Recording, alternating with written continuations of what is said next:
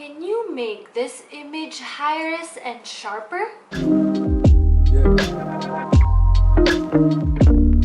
This is one question we get asked all the time as designers, and the simple and unfortunate answer is no. I truly believe that designers are magicians. Well, the good one at least. But even designers have certain limitations, and one of them is definitely quality of image. So let's go over some basics of the ideal resolution for print and web. Because today we're going to explain what makes image high resolution and why does it appear blurry sometimes. The first thing we need to understand is that web resolution is based on PPI, which is pixels per inch. Print resolution, on the other hand, is based on DPI, which is dots per inch. Let's just say dots are the print versions of pixels. A resolution of 72 ppi for web means that there's 72 pixels per inch in your design. The standard display, like a digital monitor or your screen, has a fixed resolution of pixels, which is around 72 to 96 ppi. So let's say you have an image which is 600 pixels by 600 pixels at 72 ppi. It'll look perfectly fine when viewed at that size on any digital screen.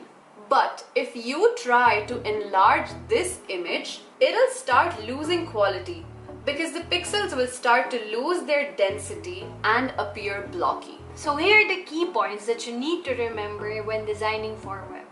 First, if you don't have any specific size to work with, you can start with 1920 by 1080 and it will be the best size for your design because it's considered as full resolution HD.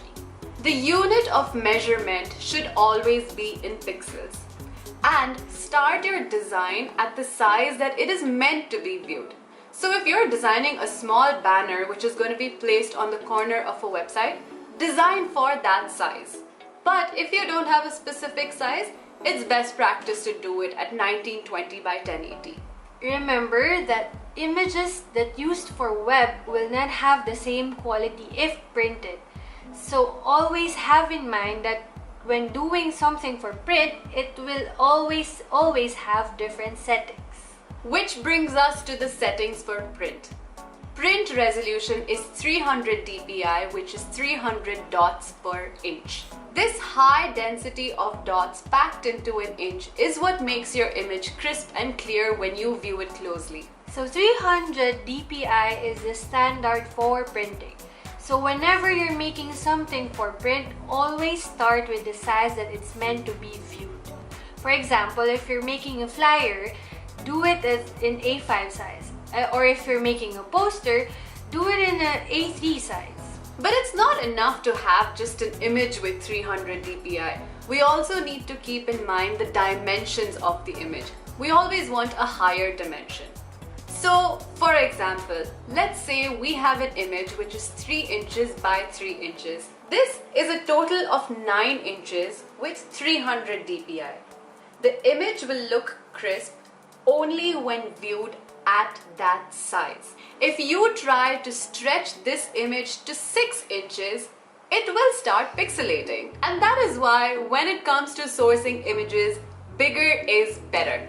And by bigger, we don't mean bigger file size, which is around 4 MB, but we mean bigger image size, which is around 4000 pixels. So you can resize it any way you want to without losing its quality. So that's it, guys. I hope you enjoyed today's episode. Always remember if you're designing for print and web, and keep these things in mind. And hit the subscribe button and come back for more because we have so much more in store for you. Bye!